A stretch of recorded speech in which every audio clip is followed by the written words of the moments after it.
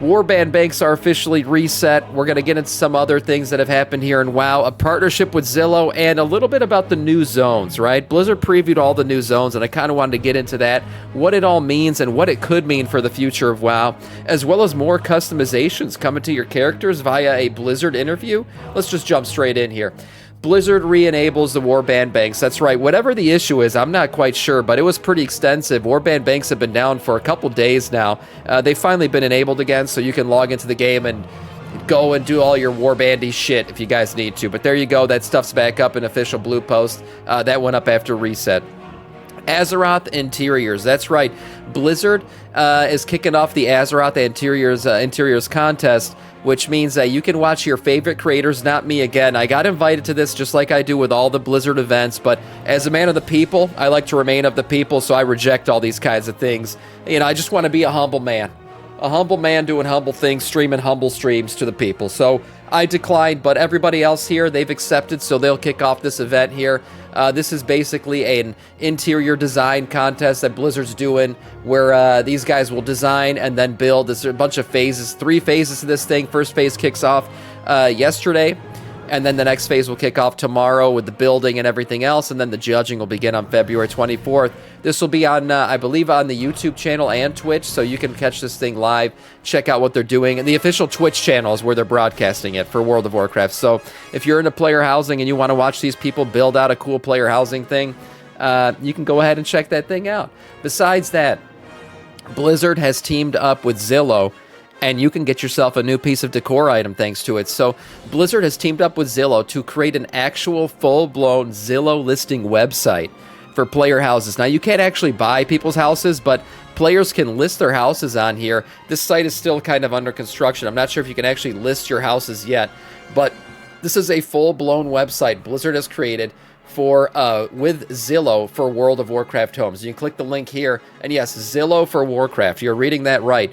Official listings and everything else. You can explore homes, Founders Point. You can literally get in here just like a Zillow listing. Nithjaws, thank you for the 12 months, 1 full year, Nith, of Prime. And thank you so much, man. I appreciate that a lot. You can actually see the listings here. They got a little agent and everything with a rating. If you know what Zillow is, it's a listing platform for homes in real life. This looks a lot like it. It's pretty hilarious. They got all the details, the pictures and everything. So these are standard listings that Blizzard put in here. Not sure if you're going to actually be able to go in and list them yourself, but pretty funny so far. This thing is cool, not just because it's like an imaginary little thing, and yeah, Blizzard really getting into the player housing aspect of shit here, but there's also something you can get from it right now. So if you go to the player housing link right here for the Zillow website, you can actually go down here and claim this little rug.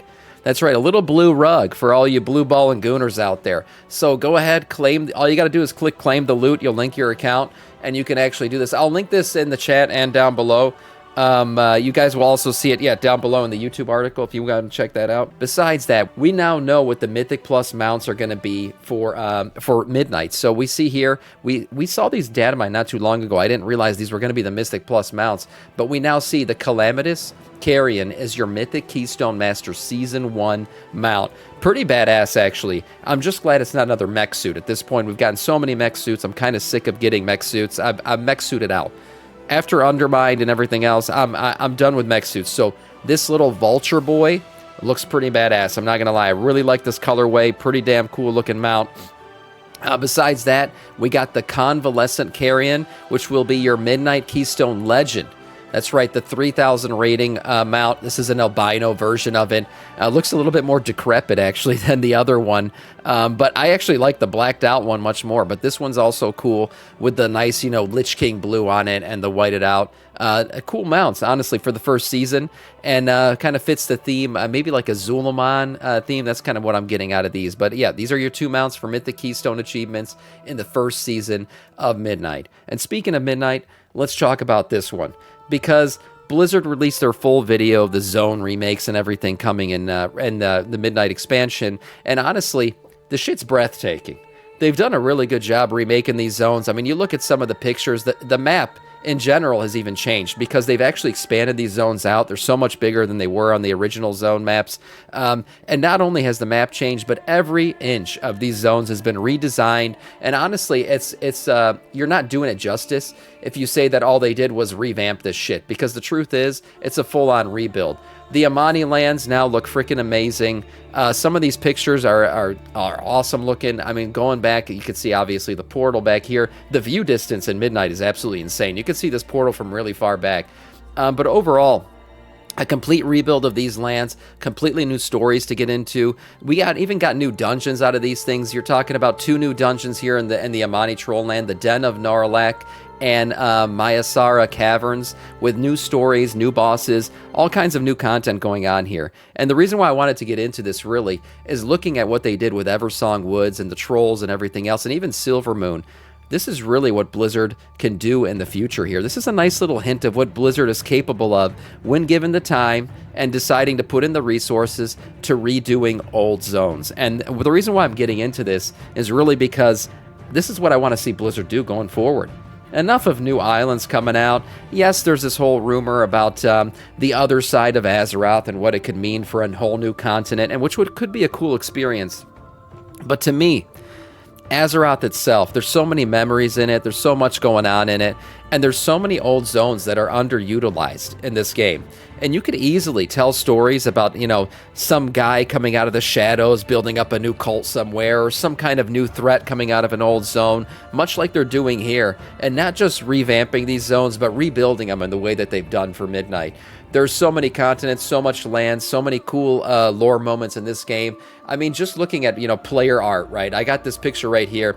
This is a player-rendered art, right? It's just a very artistic version of Ungoro Crater.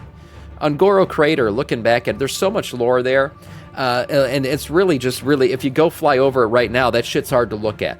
The 2-bit trees and everything else, there's not much going on in Ungoro Crater these days. But imagine if Blizzard rebuilt it kind of in its lore aesthetic, where really this thing is meant to be like the cradle of life, like a comet came down, blasted up the mountains around it. This thing could be absolutely glorious, just like many other zones in World of Warcraft, where it could look completely different if Blizzard decided to go with this whole revamping route or rebuilding route that they did with the Amanis and Silvermoon and the upper parts of the Eastern Kingdoms. You're talking about full cities that could be rebuilt, also like Lordaeron and everything else. I mean, the possibilities are endless. And Blizzard has so many pieces of land out there already. There's so much they could do with it without ever adding another island to this game. So I would love to see it. I'd love to make it happen. If Blizzard can make it happen, to me, that would make for a more exciting and, more livable Azeroth, right? Because at the end of the day, Azeroth, honestly, is one of the main characters in this game. And I'm not talking about the world soul. I'm talking about the continent itself, the lands. I'm talking about Kalimdor and the Eastern Kingdoms. All the memories we've built there, everything that's happened there. And I don't want to see things change in terms of like a cataclysm rebuild where they completely destroy the lands. But these lands still remain true to their original image. They're just completely brought up to today's standards of graphical intensity, fidelity, and everything else. I just think it'd be a really cool thing to see in the game, and I hope Blizzard continues to rebuild shit. We know we're getting Northrend rebuilt in The Last Titan, but beyond that, I would just like to see more done in this game. But that's it for now on that rant.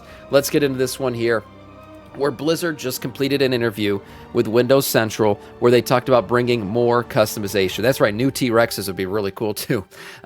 More customization, player housing. We know there's a lot of shit going on with player housing. Honestly, at this point, I'm oversaturated with player housing news.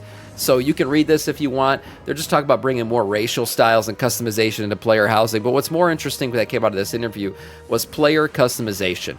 Blizzard wants to bring more racial cosmetics, and they said they are coming. Though they don't have a roadmap yet, they're looking into bringing into a larger project of bringing more racial cosmetics rather than just a random ad drop here or there. So they want to just bring it in all in one update. And they have discussed improving character animations at the same time, but it's not coming anytime soon. So we can expect more customizations when it comes to races, but maybe not at the moment. And really, when you look at the new races that have come into the game, like the Drakthir, like anybody else, the amount of customizations they have is absolutely insane compared to what we can do, say, with making a human or a dwarf right now. No more Isles, revamp Lordaeron. I would love to see it. When it comes to customizations as well, they even talk about adding improved animations and bringing back the glyph system. That's right, bringing back the glyph system. I've talked about this before, where I think the glyph system was a cool system. If you remember what it was, customizing certain spell animations and things like that, and Blizzard kind of let it fall to the wayside. I personally thought hero talents, where you customize your abilities to kind of look more like a certain class fantasies, I thought it should have just been an iteration on the glyph system, but they went into hero talents. They attached player power to it, which is fine. But I think the glyph system in general, because it was strictly a cosmetic system, was really the way to go with this, because you don't got to worry about what the best spec is for the season, what the current meta is. You could just customize your tune to cast spells the way you like, just because of the cosmetic reasons for it.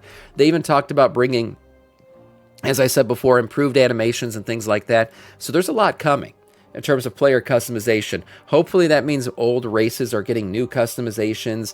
As I said before, the new races, really, there's so much more to them than currently what you see in the older races, the classic races of WoW. Seeing more customizations added to the game is always a cool thing, and the glyph system coming back would certainly be a plus. I'd love to see that. Besides that, this little article right here kind of got me thinking about how WoW has changed over the years. And really what's interesting about it is kind of the attitude of the WoW dev team. So we'll look at this real quick. This letter was sent out, if you were playing WoW back then, during the 4th anniversary of World of Warcraft. That's right. I know we're in the 20s now, but this was during the 4th anniversary. I remember getting this letter, and I still have this pet, actually. But this is what the letter said on the 4th anniversary from Blizzard. It says, "Did you know that World of Warcraft is now 4 years old? We wanted to send you something to say thanks for sharing this game with us. Sure, the 4th anniversary present is traditionally flowers, but in WoW, it's a bear." That's right, and if you remember, you got the tiny little polar bear for this event. With that said, please accept this furry little friend. Just remember to hold his fish by the tail, not the body. That mouth is bigger than it looks. Signed, the WoW dev team.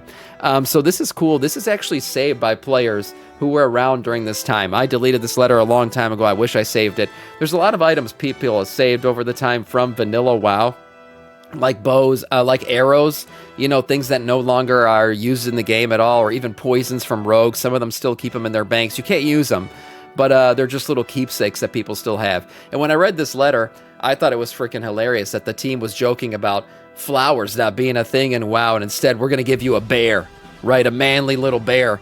And just the joke, the kind of masculinity in this letter. And then you look at today's version of WoW, where you got a trading post during Valentine's Day where you could literally look like Sailor Moon, right? And you got butterflies with flowers flying off of them as mounts. Really funny stuff. It's kind of the changes of WoW over the years. It's become more of a mainstream game, where originally it was very much a boys club, right? Like a lot of video games were back then. Obviously, things have changed. A lot of flowers in the game today. There's flower swords, flower shields, and everything else. But I still have this bear, fun to look at, and kind of think back on how this game has changed over the years. For now, that is all in terms of news.